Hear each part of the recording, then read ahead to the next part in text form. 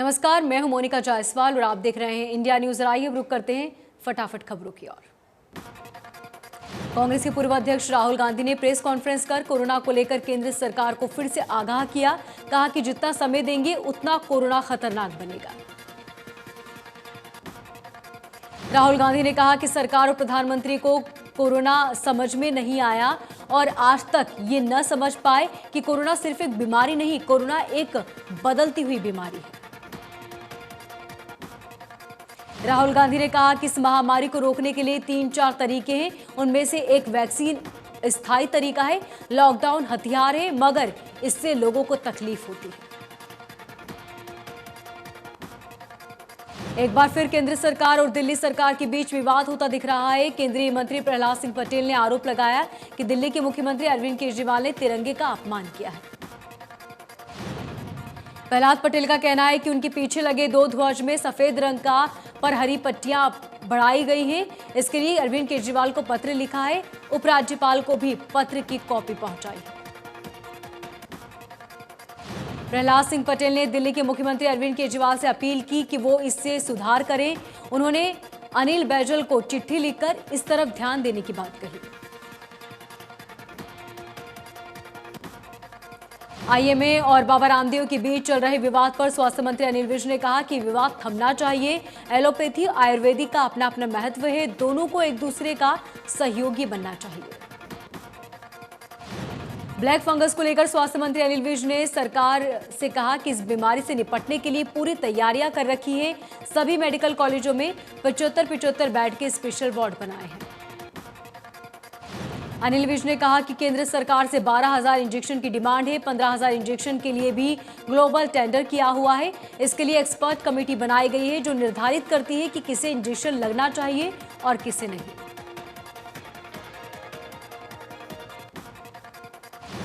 देश में कोरोना मामलों में लगातार गिरावट दर्ज की जा रही है। 24 घंटे में 1,80,000 के करीब नए केस सामने आए। 3,660 मरीजों की मौत हुई। दूसरी लहर के बीच अब देश में एक्टिव केस 23 लाख से ज्यादा। कोरोना मरीजों के ठीक होने के रिकवरी रेट में बढ़त देखी गई। देश में रिकवरी दर 90%। महाराष्ट्र में कोरोना के केस लगातार कम हो रहे। एक दिन में महाराष्ट्र में कोरोना से 21,273 नए मरीज मिले, जबकि 34,000 से ज्यादा कोविड मरीज ठीक हुए। 800 से ज्यादा मरीजों की जान चली गई। दिल्ली में 24 घंटे में 1,072 से ज्यादा केस मिले। 117 मरीजों ने दम तोड़ा। दिल्ली में अब तक 16,000 से ज्यादा एक्टिव केस। हरियाणा में कोरोना संक्रमण की रफ्तार कम हो रही। पिछले 24 घंटे में प्रदेश में 2,322 नए केस मिले, जबकि 98 मरीजों की मौत हुई। कोरोना संक्रमण को देखते हुए प्रदेश के सभी स्कूलों में 15 जून तक की छुट्टियां बढ़ाई गई। 1 जून से 15% टीचर्स और स्टाफ की मौजूदगी स्कूलों में रहेगी।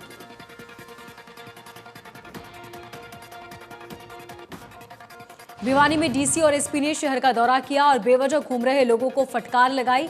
डीसी ने कहा कि 10 दिनों में महामारी पर पूरी तरह से काबू पाया जाएगा। तीसरी लहर के लिए भी प्रशासन तैयार। डीसी ने कहा कि 2,03,000 लोगों को वैक्सीनेट किया जा चुका है। पॉजिटिव रेट 30% से घटकर 7% हो गई है। Haryana villager health checkup scheme कारगर साबित हो रही है। डीसी ने कहा कि होम आइसोलेट मरीजों का 4 दिन तक बुखार नहीं उतरता है तो 5वें दिन उन्हें अस्पताल में लाने के सीएमओ की जिम्मेदारी है। सीडीएम को भी ऐसे मरीजों को मॉनिटरिंग करने के निर्देश दिए।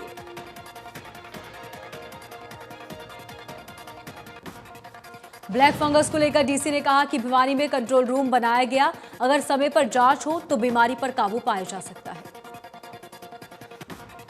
भिवानी में एसपी अजय सिंह शेखावत ने लॉकडाउन तोड़ने वालों को नसीहत दी। कहा कि बीमारी कम जरूर हुई लेकिन खत्म नहीं। नियमों का पालन करें, नहीं करने पर सख्ती बरती जाएगी। एसपी ने कहा कि लॉकडाउन का उल्लंघन करने वाले 2300 लोगों के चालान किए और 28 एफआईआर दर्ज की गई। 120 पुलिसकर्मी संक्रमित होने के बावजूद भी पुलिस के जवान डटे हुए हैं। एसपी ने कहा कि रेमडेसिविर और ऑक्सीमीटर की कालाबाजारी करने वालों और शराब माफियाओं पर शिकंजा कसा गया है। पुलिस का काम सिर्फ लॉकडाउन की पालना करना ही नहीं, बल्कि 40 मिनट में ऑक्सीजन आपूर्ति देना भी है। सफेदो पुलिस ने मास्क की जगह गमछा लपेटे हुए एक युवक को चालान कर दिया। चालान काटते युवक का कहना है कि उसने गमछा लपेटा हुआ है, पर पुलिस ने उसकी एक न सुनी। जब पुलिस नहीं मानी तो व्यक्ति ने कहा कि चालान के पीछे पुलिस लिख दे कि गमछा लपेटने पर बिना मास्क का चालान कर दिया गया।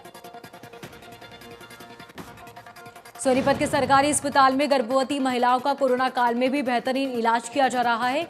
उन्हें किसी भी तरह की परेशानी न हो, इसके लिए स्पेशल व्यवस्था की गई। सिविल हॉस्पिटल में गर्भवती महिलाओं के लिए प्रशासन ने स्त्री रोग संबंधित ओपीडी की सेवाएं चालू रखी और एहतियात बरतने के साथ साथ रोजाना सैकड़ों महिलाओं को परामर्श देने के लिए बाकी सेवाएं भी दी। डॉक्टर ने बताया कि अस्पताल में रोजाना 100 से 150 महिलाओं का चिकित्सा मुहैया कराई जाती है। गर्भवती महिलाओं को सैनिटाइज कर ही एंट्री दी जाती है। फरीदाबाद में रेड क्रॉस सोसाइटी अब ऑनलाइन जुमला और योग क्लासेस शुरू कर रही है, जिसमें लोगों को काफी फायदा होगा और ऑनलाइन इस क्लासेस को वो ज्वाइन कर सकेंगे। रेड क्रॉस सोसाइटी के इंचार्ज ने बताया कि महामारी के इस समय में लोग कई बीमारियों से जूझ रहे हैं। ऐसे में योग बहुत जरूरी है। योग से शरीर स्वस्थ रहता है और तनाव दूर होता है। सागर हत्याकांड के आरोपी ओलंपिक रेसलर सुशील कुमार की वीडियो सामने आई, जिसमें वो हॉकी लेकर सागर की पिटाई करता नजर आ रहा है। ये तस्वीर उसी वीडियो क्लिप से ली गई है जो खुद सुशील कुमार के साथी की घटना के वक्त मोबाइल से रिकॉर्ड की गई थी। दिल्ली पुलिस की क्राइम ब्रांच रिमांड के दौरान सुशील कुमार उसके साथी अजय से लगातार पूछताछ कर रही है। सुशील का कहना है कि सागर धनखड़ की जान नहीं ली, बल्कि वो तो सिर्फ उसे और उसके साथियों को डराना चाहता था। वीडियो में दिख रहा है कि सागर की पिटाई से सागर जख्मी होकर जमीन पर लहूलुहान पड़ा है और सुशील वहीं स्टिक लेकर खड़ा है और उसकी पिटाई कर रहा है। पुलिस ने मामले में अब तक सुशील और उसके साथी अजय समेत कुल 7 लोगों को गिरफ्तार कर लिया। गिरफ्तारी में आए 4 आरोपी गैंगस्टर काला और नीरज भवानिया के लिए काम करते हैं। पहलवान सागर धनखड़ मर्डर केस के एक और गिरफ्तारी हुई। दिल्ली पुलिस ने सुशील कुमार के साथी रोहित करोरा को गिरफ्तार कर लिया। रोहित सुशील को के बेहद करीबी माना जाता है। बल्लभगढ़ की अनाज मंडी में हैफेड के अधिकारी पर आढ़तियों ने गेहूं के रिजेक्ट करने की धमकी देकर अवैध वसूली करने का आरोप लगाया। हैफेड अधिकारी ने अपने ऊपर लगे आरोपों को निराधार बताया। आरोप है कि गेहूं की ओवरलोडिंग के नाम पर उनसे 5 रुपए एक कट्टे के हिसाब से वसूले जाते थे। नहीं देने पर उनका अनाज रिजेक्ट कर दिया जाता है। आढ़तियों का आरोप है कि 48 घंटे में अनाज को लोड करके गोदाम तक पहुंचाया था, लेकिन 1 महीने बीतने के बाद भी लोडिंग नहीं हो पाई। बारिश में अनाज खराब हो गया, जिसे पास करवाने के नाम पर रुपये मांगे गए। हैफेड सुपरवाइजर का कहना है कि जब अनाज खरीदा था तो बिल्कुल सही था, लेकिन अब ये अनाज सड़ा हुआ है तो इसका वो क्या करेंगे।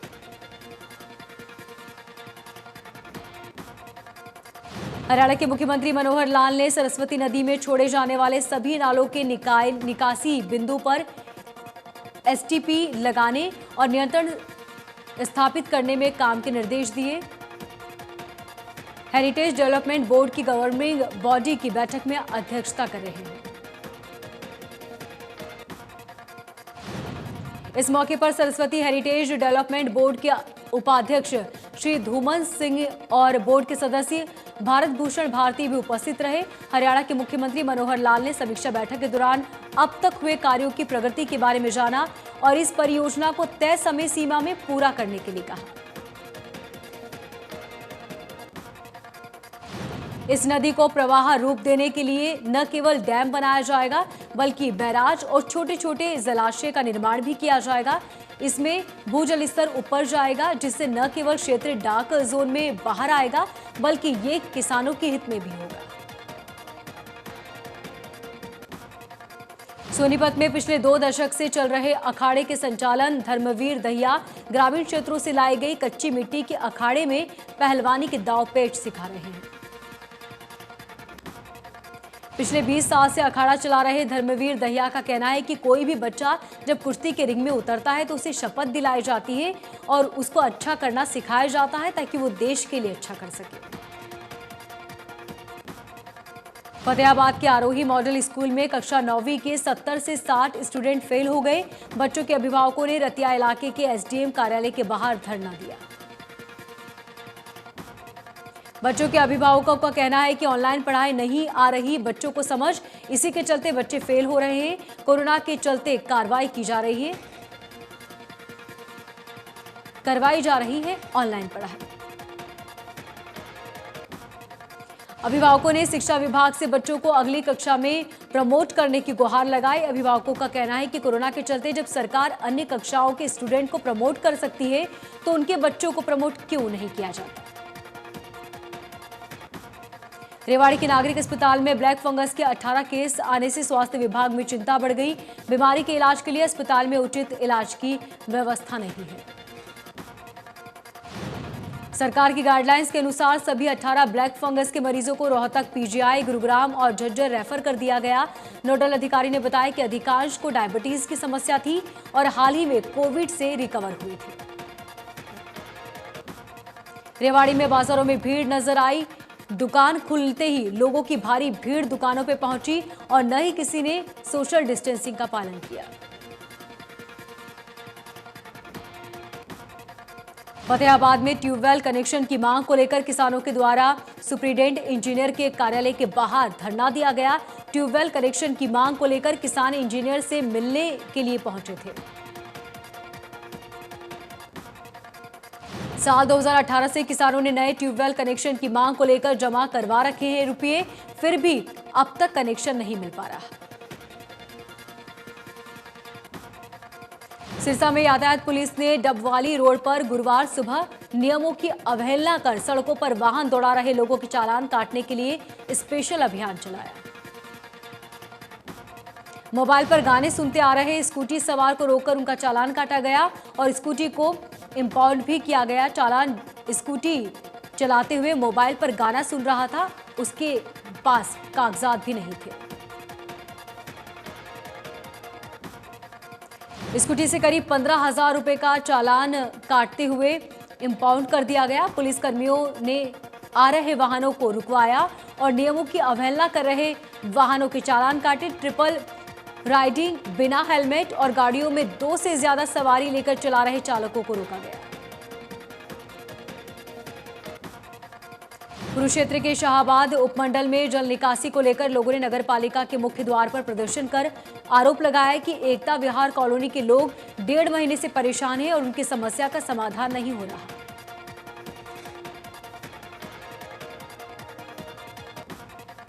भिवानी के डीसी और एसपी निजी अस्पताल में पहुंचे, औचक निरीक्षण कर व्यवस्थाओं का जायजा लिया और अब तक भर्ती मरीजों का रिकॉर्ड तलब किया।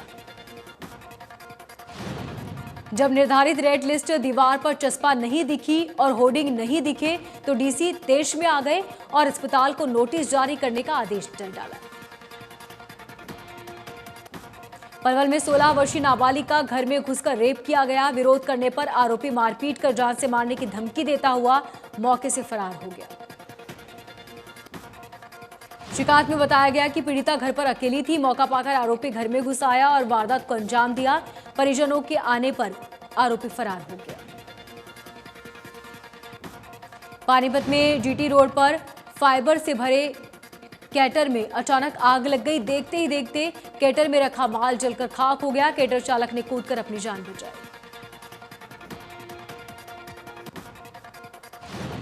आग के कारण हाईवे पर जाम लग गया। सूचना पाकर फायर ब्रिगेड की टीम मौके पर पहुंची और आग पर काबू पाया। पंचकुला में हरियाणा विधानसभा अध्यक्ष ज्ञानचंद गुप्ता ने पीडब्ल्यूडी रेस्ट हाउस में प्रशासनिक अधिकारियों के साथ कोरोना महत्वपूर्ण बैठक ली। कोविड-19 की स्थिति का जायजा लेकर कड़े निर्देश दिए। कोरोना के इलाज के लिए हरियाणा सरकार ने बुधवार को मोनोक्लोन एंटीबॉडी का वितरण कर शुरू कर दिया। हरियाणा को एंटीबॉडी कॉकटेल के 590 इंजेक्शन मिले हैं। इसे विकसित किया गया है और देश में इसकी मार्केटिंग सिप्ला कंपनी कर रही है। गुरुग्राम, फरीदाबाद और पंचकुला को 100 वायल्स दी गई है, जबकि रोहतक पीजीआई को 205 वायल्स दी गई है। इसके अलावा करनाल को 45 और हिसार को 40 वायल्स दी गई। एंटीबॉडी कॉकटेल के सही वितरण पर नजर रखने के लिए विशेषज्ञों की समिति का गठन किया गया। ये कमेटी हर केस को एग्जामिन करेगी और एंटीबॉडी कॉकटेल देने की सिफारिश करेगी।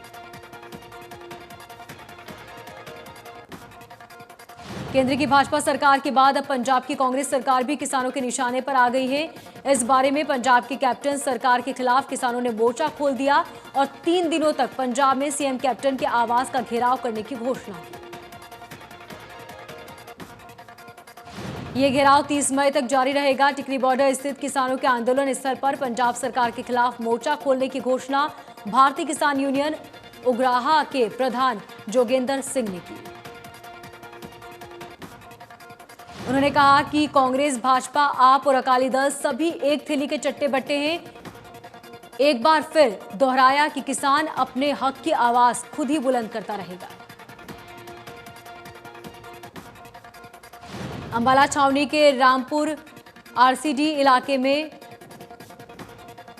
L&T प्राइवेट कंपनी की लेबर क्वार्टर में सुबह भयानक आग लग गई। आग में लगभग 22 मजदूरों के आशियाने जलकर राख हो गए। समालखा के गांव में जनवरी 2016 से हुए पंचायत चुनाव में फर्जी वोट बनाने के मामले में पुलिस ने 2 महिलाओं सहित 4 लोगों को गिरफ्तार कर जेल भेज दिया। समालखा पुलिस ने जनवरी 2016 से 65 वोटरों के अतिरिक्त वर्तमान और पूर्व सरपंच सहित बीएलओ के खिलाफ धोखाधड़ी और अन्य धाराओं के तहत मुकदमा दर्ज किया था।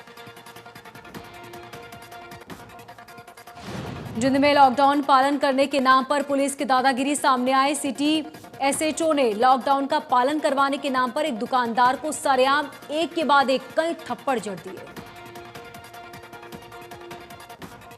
पुलिस की दादागिरी सीसीटीवी में कैद हुई। कई व्यापारियों को जबरदस्ती पुलिस की गाड़ी में डाला गया, जिसको लेकर व्यापारियों में रोष है। व्यापारियों ने इकट्ठे होकर बैठक ली, जिसमें मार पिटाई करने वाले सिटी एसएचओ का तुरंत प्रभाव से सस्पेंड किए जाने की मांग की गई। मुख्यमंत्री को पत्र लिखकर सस्पेंड करने की मांग की गई।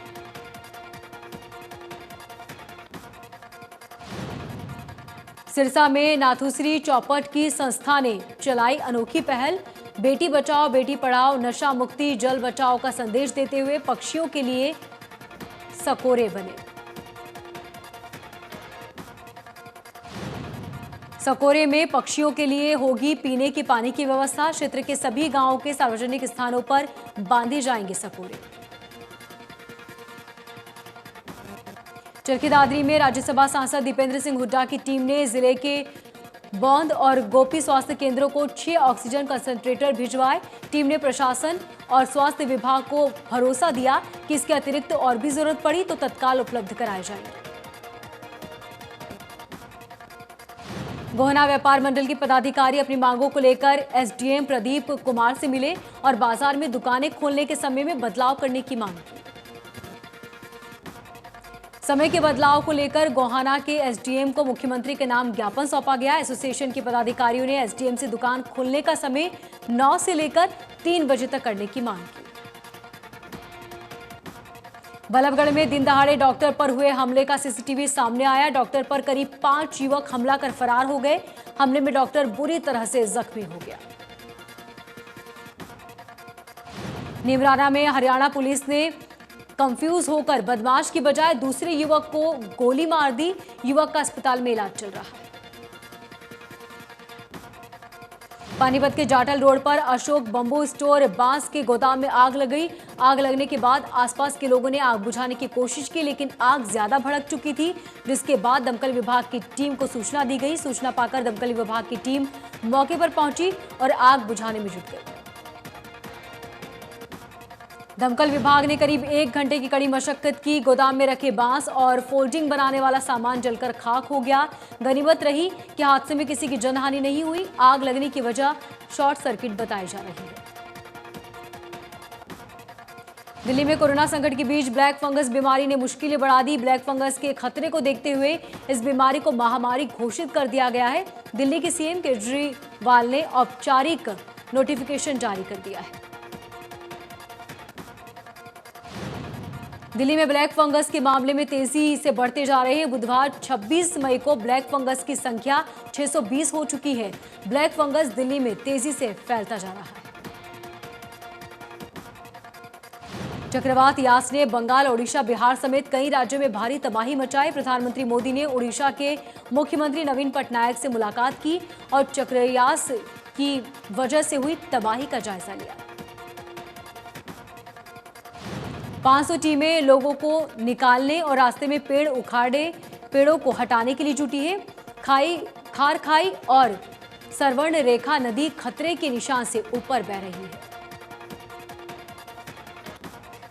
मौसम विभाग के मुताबिक तूफान कमजोर होकर दक्षिण झारखंड से 75 किलोमीटर दूर पहुंच गया है। चाईबासा, मदारनगर और रांची में भारी बारिश का अलर्ट जारी किया गया। लगातार हो रही बारिश से शहरों में गांव में जल जमाव और बाढ़ जैसी स्थिति बन गई। बिहार की राजधानी पटना में सड़कों पर पानी जमा हो गया। लोग जरूरी काम से ही घरों से बाहर निकल रहे हैं। सुप्रीम कोर्ट में 12वीं बोर्ड परीक्षा को रद्द करने की मांग करने वाली याचिका पर सुनवाई को टाल दिया गया है। अब 12वीं बोर्ड परीक्षा रद्द होगी या नहीं, इसका फैसला 31 मई को होगा।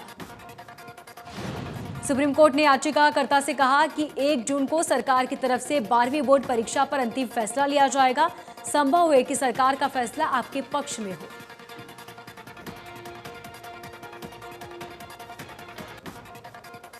उत्तर प्रदेश के अलीगढ़ में जहरीली शराब पीने से 7 लोगों की मौत हो गई। बताया जा रहा है कि मरने वालों में अलीगढ़ एचपी गैस प्लांट के ट्रक ड्राइवर भी शामिल है।